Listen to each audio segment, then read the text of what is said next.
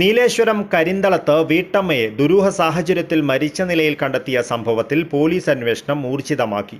Karinthalam government കോളേജിന് സമീപം റോഡരികിൽ വീട്ടിൽ ഒറ്റയ്ക്ക് താമസിക്കുന്ന സി ലക്ഷ്മിക്കുട്ടിയമ്മയെയാണ് കഴിഞ്ഞ ദിവസം രാത്രിയോടെ വീട്ടിൽ മരിച്ച നിലയിൽ കാണപ്പെട്ടത്. 80 വയസ്സുകാരിയായ ലക്ഷ്മിക്കുട്ടിയമ്മ തൊഴിലുറപ്പ് തൊഴിലാളി കൂടിയാണ്.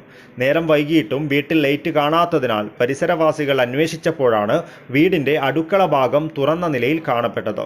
തുടർന്ന് പരിശോധിച്ചപ്പോഴാണ് ലക്ഷ്മിക്കുട്ടിയമ്മയെ അകത്ത് വീണുകിടക്കുന്ന നിലയിൽ കണ്ടത്. വീടിന്റെ മെയിൻ സ്വിച്ച് ഓഫ് ചെയ്ത നിലയിലായിരുന്നു, ഗേറ്റ് പൂട്ടിയ നിലയിലും. വിവരമറിയിച്ചതിന്റെ അടിസ്ഥാനത്തിൽ നീലേശ്വരം പോലീസ് സ്ഥലത്തെത്തി പരിശോധന നടത്തിയാണ് മരണം സ്ഥിരീകരിച്ചത്.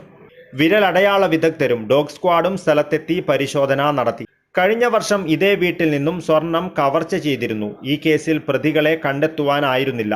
സ്വാഭാവിക മരണമെന്നാണ് പ്രാഥമിക നിഗമനം.